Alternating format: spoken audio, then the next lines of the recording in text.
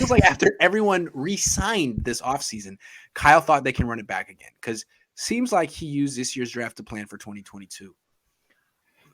It does kind of seem like that, but I've never really seen a team go all in and plan for the future in the same offseason, right? Like the free agency was all about bringing it back, and the draft was all about 2022. It's amazing. Yeah. Yeah, and this is actually one of our topics. And is this a rebuilding year? And this question right here is partly why I asked that question. Let's get right to it. Is 2020 a rebuilding year? Yeah, Merck can set us up on that one. That's a great comment right there because it really seems that way. I think they didn't feel like Lance was going to be a guy that was going to be able to start right away, so they decided to stick with Garoppolo, and that put him in kind of a little bit of a salary crunch. So they were like, let's just put the best team that we can put together around Garoppolo. Around Garoppolo, it's almost like they had to come to the meeting and said, what, we're going to do this. The fans are going to love it. They're going to think that we're all in. So we're still going to be able to sell our tickets for 2021. Easy to sell. Yeah. For sure. And at the same time, everything that we do is going to be built towards 2021. When all these guys come off the books, we're going to have 20 whatever million in cap space extra when we get rid of. Yep. We're going to get rid of when Garoppolo's gone in 2022. We're going to have that additional cap space to spend, and then the cap's going up in 2023, and we're going to be right in the driver's seat. And it's almost like that's the direction that they've taken this year. It's very similar to what they did in 2018, right? Everybody was really excited coming off those 5 wins in 2017, and they made some moves in 2018, but they never addressed the big issue, which was their defensive end position. Instead, remember the karate kicker that they kept that Shanahan said that you just don't walk in and take his job. I can't remember his name. That's how good he was. Yeah. And Cassius Marsh. There you go. Thank you, Cassius Marsh. And that's where it feels like that's what this season really is becoming. I'm with you. It feels to me like a little bit of a placeholder season.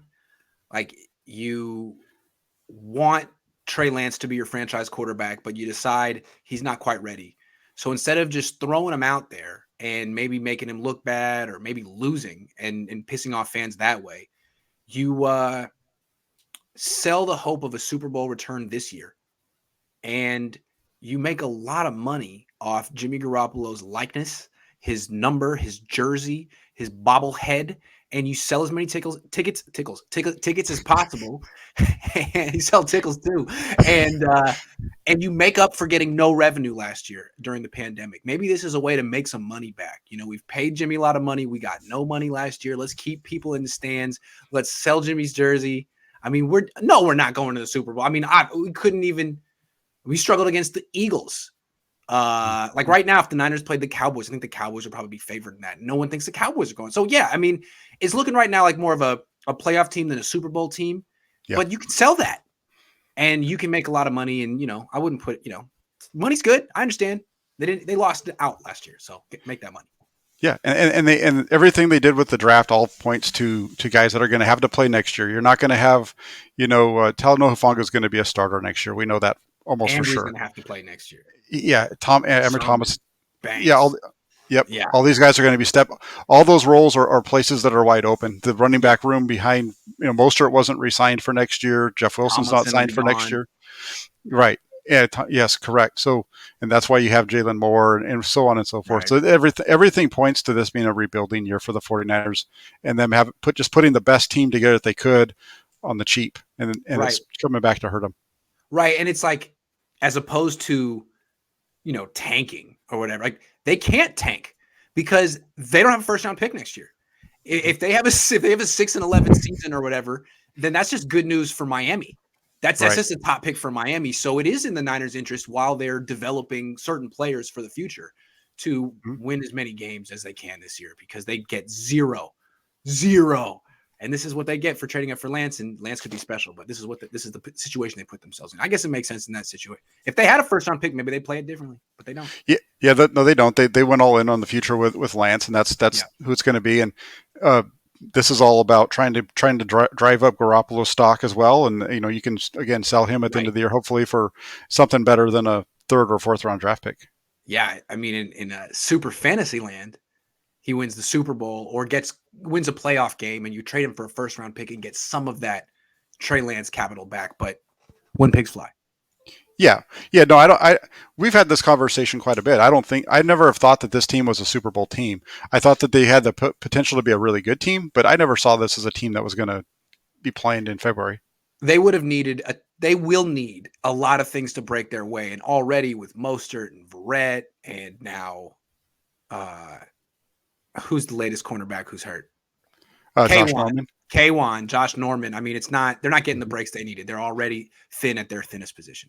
Yeah, those guys all what's that? They're 2-1 though. Could be 3-1 next week if they win the next two games. That would be gutty, but don't expect it. That would be quite an accomplishment. Yeah, if they win this week, I think it's a bigger accomplishment than people might think. I know that Seattle's 1-2, but Seattle's two losses have come to good teams. Yeah, the two teams the 49ers have beat are bad teams. True. And we know the Packers are really good, and I think Seattle falls in that middle of the road category. So that's when true. The Niners. So this is definitely. Yeah. I think this is an even match. Let's put it that way. It's definitely an even match. The Niners have home field advantage. I wonder, are they favorites? I don't know. Week 3 NFL lines. Vegas. Hold on, real quick. This is live television. Exciting stuff. Hold on. It's not television. Wait a second. San Fran -3. See, people see it as a basically a toss up with they're giving the Niners a home field advantage. Okay, so we could do odds making. We just learned it. We did it. Yeah, there you go. There you go. All right. The main thread says yes. Alex Mack is old, but he's still better than anyone we had at center last year. That is true. Hopefully, there's a successor in the works next offseason. I don't know who that would be. They don't have any. They don't have a center. They have.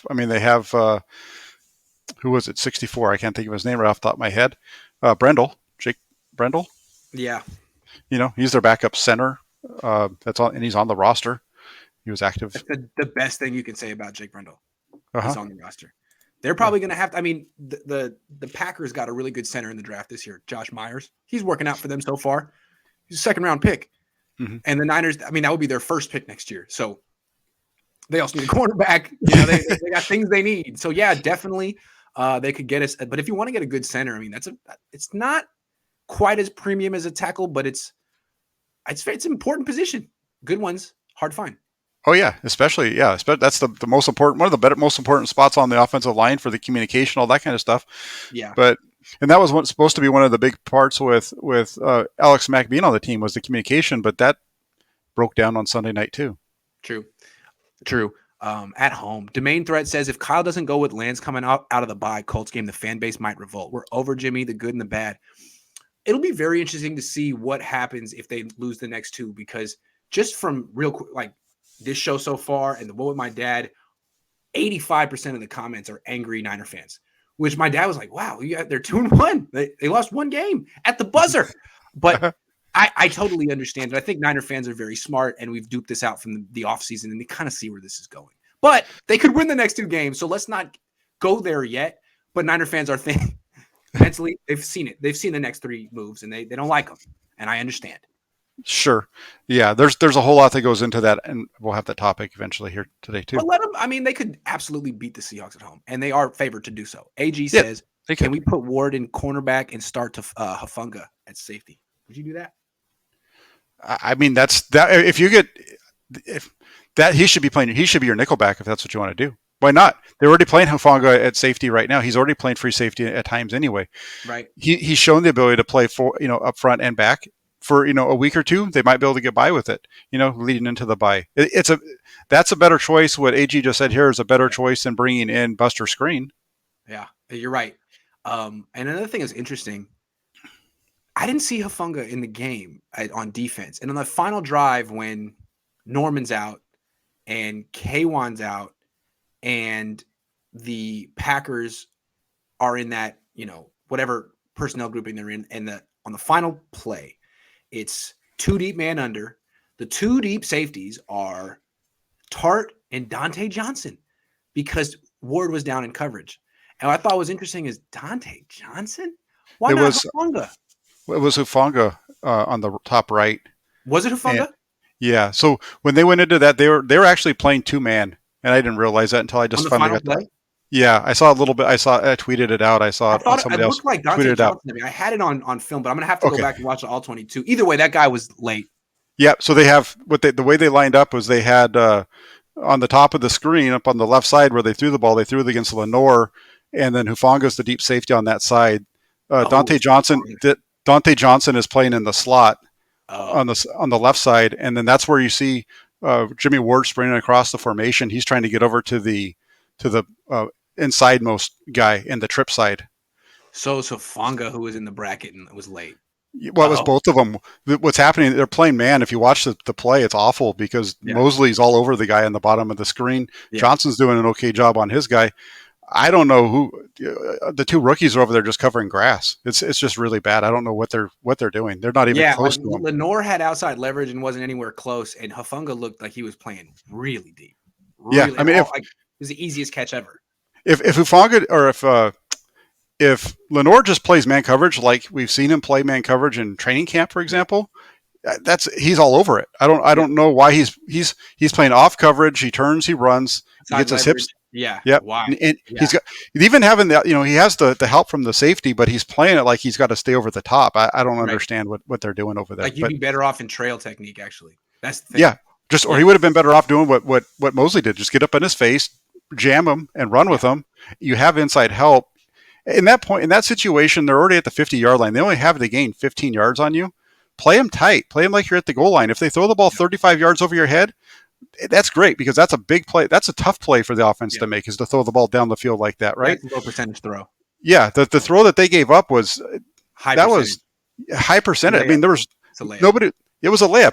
There was 5 yards on either side of him when he was stopping to Yeah. catch that ball. Yeah. It was It was a slam dunk. It was a windmill.